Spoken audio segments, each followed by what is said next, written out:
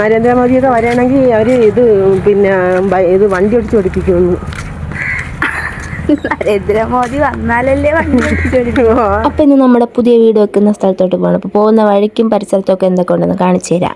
അങ്ങനെ കുറച്ച് രാഷ്ട്രീയ തള്ളൊക്കെ തള്ളി നമ്മൾ മുക്കിലെത്തിയിട്ടുണ്ട്.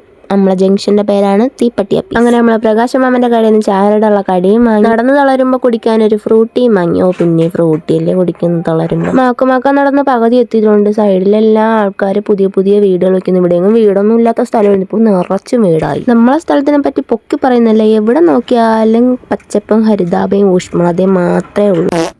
പിന്നെ കുറെ റബ്ബറും തോട്ടം. പോകുന്ന വഴിക്കൊരു ഇന്റർനാഷണൽ സ്കൂളുണ്ട്. മദർ ഇന്ത്യ എന്നാണ് സ്കൂളിന്റെ പേര്. CBSE സ്കൂളാണ് ഇത്. ഈ സ്കൂളിന്റെ ബാക്ക് വശമാണ്. ഫ്രണ്ട് മെയിൻ റോഡൊക്കെയാണ്. നടന്ന് വീടെത്താറായിട്ടുണ്ട്. വീടിന്റെ തൊട്ടടുത്തുള്ള സ്ഥലങ്ങളാണ് കേട്ടോ ഇതൊക്കെ. ഈ ഭാഗം എനിക്ക് ഭയങ്കര ഇഷ്ടമാണ്. ഭയങ്കര രസം. അതിന്റെ സൈഡിൽ കൂടെയൊക്കെ നടക്കാം. ഫുള്ള് മരങ്ങള്, മാവുകള്. പണ്ടൊക്കെ നമ്മൾ കാണുന്ന ഒരു ഗ്രാമപ്രദേശമല്ലേ, ആ ഒരു സ്റ്റൈലാണ് ഈ സ്ഥലങ്ങൾ ഫുള്ളും. ഈ ഒരു വളവ് കഴിയുമ്പോഴത്തേക്ക് കുറച്ചങ്ങോട്ട് മാറി ഒരു ആർഷ തീർത്തുണ്ട്. ഈ ഒഴിച്ചിലിനും പിഴിച്ചിലിനൊക്കെ ഉള്ള സ്ഥലമേ. അതുകൊണ്ട് തന്നെ ഒടിവും ചതവും അങ്ങനെ വന്ന് നമുക്ക് ദൂരോട്ടങ്ങ് പോകണ്ട, ഒരു കാലെടുത്ത് വെച്ചാൽ മതി. പിന്നെ അത് ഇവിടുത്തെ ചുമര് മൊത്തവും രാഷ്ട്രീയക്കാര് പോസ്റ്റർ ഒട്ടിച്ച് നല്ല അലമ്പാക്കി വെച്ചിട്ടുണ്ട്. നമ്മളെ ചിറയൻകീഴ് മണ്ഡലമാണ്. ഇവിടെ രമ്യ ഹരിദാസ്, മനോജ് ഇടമന, അനൂപ് എന്ന ആൾക്കാരാണ് മത്സരിക്കുന്നത്.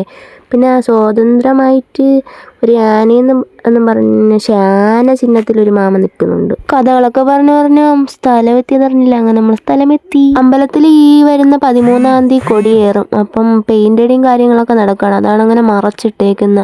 അപ്പോൾ നമ്മൾ രമ്യ ഹരിദാസിന്റെ വലിയൊരു ഫ്ലെക്സും വെച്ചിട്ടുണ്ട്. ഇത് അമ്പലത്തിൽ ലൈറ്റ് ഇടാനും അലങ്കരിക്കാനൊക്കെ ഉള്ള മുളയാണ് ആ വെച്ച് കെട്ടിയിരിക്കുന്നത്. അയ്യോ, നമ്മളിങ്ങോട്ട് വന്ന കാര്യം പറയാൻ മറന്നുപോയി. അപ്പം നമ്മുടെ വീട്ടിൽ തറ തേപ്പ് നടക്കുകയാണ്. വലിയ ടൈലും കാര്യങ്ങളൊന്നും ഇടുന്നില്ല, ചുമ്മാ തേച്ചങ്ങ് ഇടുകയാണ്. ചുറ്റിനും ഫുള്ള് മരങ്ങളായതുകൊണ്ട് കാറ്റ് നല്ലപോലെ കിട്ടുന്നുണ്ട്. നല്ല കാറ്റെ കൊണ്ട് സുഖിച്ച് ഡബിൾ കണ്ണിയും ദേ അവിടെ ഇരിക്കുന്നുണ്ട്. അപ്പൊ ടീ ടൈം ആയിട്ടുണ്ട്. ഞാനും അമ്മയും കൂടെ അപ്പുറത്തെ ചായക്കടയിൽ ചായ മേടിക്കാനായിട്ട് പോയപ്പോഴാണ് ഞാൻ ആദ്യമായിട്ടാണ് കേട്ടോ ഈ സംഭവം കാണുന്നത്. ഇവിടെ ഒരു സ്കൂളുണ്ടെന്ന് ഞാൻ ഇന്ന് അറിയുന്നു. നമ്മുടെ ചായക്കടയുടെ ഫ്രണ്ടിൽ ശരിക്കും മാങ്ങ പിടിച്ച് കിടക്കുന്നു. എല്ലാ ഗ്രാമങ്ങളിലും കാഴ്ച പോലെ നമ്മുടെ ചായക്കടകൾ ഭംഗിയാക്കാൻ വേണ്ടി കുറെ വയസ്സായ ആൾക്കാർ കാണുമല്ലോ, ഇവിടത്തെ ചായക്കടയിലെ ആൾക്കാരാണ് ദേ ഇരിക്കുന്നത്. നമ്മുടെ വീട് പണിയൊക്കെ എന്തായെന്നാണ് അപ്പാപ്പൻ ചോദിക്കുന്നത്. ഈ ചായക്കടയിൽ കടിയൊന്നുമില്ല, അതുകൊണ്ടാണ് നമ്മൾ മറ്റേ ജംഗ്ഷനിൽ നിന്ന് ആദ്യമേ മേടിച്ചോണ്ട് വന്നത്. അങ്ങനെ പോകുമ്പോഴത്തേക്കും ദാ ഇവിടെ ഒരു പശുവിനെ കൊട്ടം വെയിലത്ത് കൊണ്ട് കെട്ടിയിട്ടേക്കുന്നു. ഇതായിരുന്നു നമ്മൾ ചായയുടെ കഴിക്കാൻ മേടിച്ചിട്ടുണ്ടായിരുന്നത്. ഇവിടെ ഇതിന് കോക്കനട്ട് എന്നാണ് പറയുന്നത്. വേറെ വല്ല പേരുണ്ടോ എന്ന് എനിക്ക് അറിഞ്ഞൂടാ. നമ്മളിവിടെ കറക്റ്റ് ചായ അടിക്കണ സമയമാകുമ്പോഴത്തേക്ക് ഡബിൾ കണ്ണി വന്ന് നിൽക്കുവേ. അവൾക്കറിയാം നമ്മളിവിടെ വരുമ്പോൾ എന്തെങ്കിലും കൊണ്ടുവരാതിരിക്കൂലെന്ന്.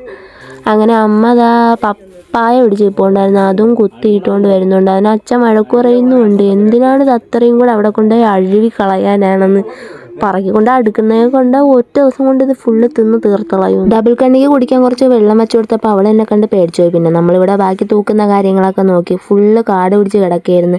ഞാൻ വീഡിയോ എടുക്കുന്നുണ്ട്. അപ്പം അമ്മ പറഞ്ഞു, ഇനി ആ ഫോൺ കുറച്ചേം കൊണ്ടുപോകാൻ, ഞാൻ വീഡിയോ എടുത്തുതരാം, നീ പോയി തൂക്കാൻ പറഞ്ഞു. അങ്ങനെ എനിക്ക് പണി കിട്ടി. അങ്ങനെ നൈസായിട്ട് ഫോൺ പിന്നെ ഞാൻ കൈക്കലാക്കി. ചവറൊക്കെ തൂത്ത് തീയിട്ട് ഞാനും അമ്മയും കൂടെ പോകാനായിട്ട് ഇറങ്ങി. അപ്പം തന്നെ നല്ല ഇരുട്ടായി തുടങ്ങി. പോസ്റ്റിലൊക്കെ മിന്നാമിനിങ്ങിൻ്റെ അത്രയും വെട്ടമുള്ള ലൈറ്റൊക്കെ ഉള്ളതുകൊണ്ടേ പെട്ടെന്ന് നടന്ന് പോവാം.